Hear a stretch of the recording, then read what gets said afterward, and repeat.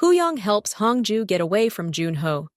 They are walking together, but Hongju checks to see if Junho can spot them, while Hoo-young is content simply holding her hand.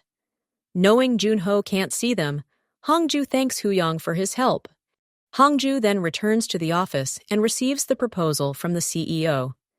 Meanwhile, Hoo-young has also returned to the office and keeps thinking about holding hands with Hongju. He will be surprised to hear from his uncle that the man was Junho, Hongju's ex.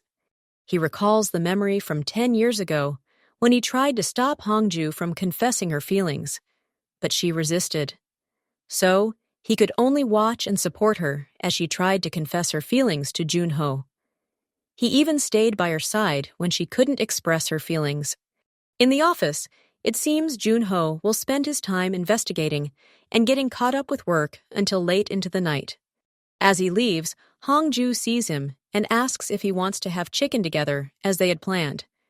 Using this opportunity, Hongju hopes to bring Heji and Hoo-young closer, but Hoo-young is trying to get closer to Hongju. When Heji arrives, Hoo-young becomes frustrated and harsh because she doesn't seem to understand what happened with Hongju. Due to this, Hongju hits him and decides to leave so they can spend time together. As Hongju leaves, Heji follows her. They go out for drinks and discuss what happened with Hongju. Hongju explains how Junho insisted that she work on the 10th anniversary project, which he had written. Because of this, Heji decides to reach out to Junho. However, Junho is confident that Hongju won't be able to refuse the offer since it involves a story she loves. At home, Hongju takes the book she likes and, while thinking about the work, also opens up her old belongings to revisit her memories. It seems she still has some letters she wanted to give to Junho. When she throws them away, Hoo-young finds out about it. To make Hongju stop thinking about him, Hoo-young keeps approaching her, which confuses her and leads her to push him away. Seeing Hongju's reaction hurts Hoo-young's feelings, causing them to drift apart until he decides to return to the U.S. Even though his uncle questions his decision, Hoo-young is firm in his resolve. However, he quickly changes his mind when he learns from Heji that Hongju was in a car accident. He rushes to the hospital and waits for her to wake up. He is so worried that he becomes angry with her, but Hongju doesn't understand because, for her, it was just a minor accident.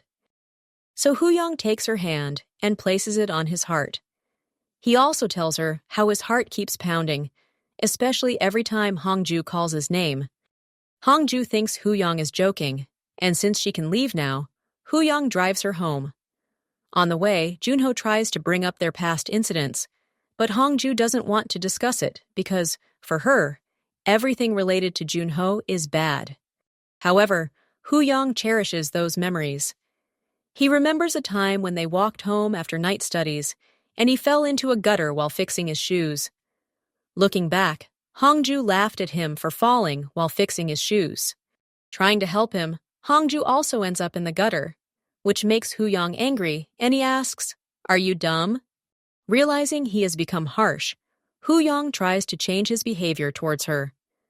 They decide to wait inside until someone comes to rescue them. As Hoo-young sleeps with his head on Hongju's shoulder, Hongju's heart beats fast without her realizing it. However, she tries to deny her feelings because Heji likes Hoo-young. Meanwhile, arriving at home and struggling to climb the stairs, Hoo-young decides to carry Hongju. Once inside the house, he carries her and places her on her bed, creating an awkward situation. Stay tuned for the next episode as Hongju grapples with her decision to work with Junho while growing increasingly close to Hoo-young. I hope you all enjoyed this video. Thanks for watching, and I'll see you in the next one.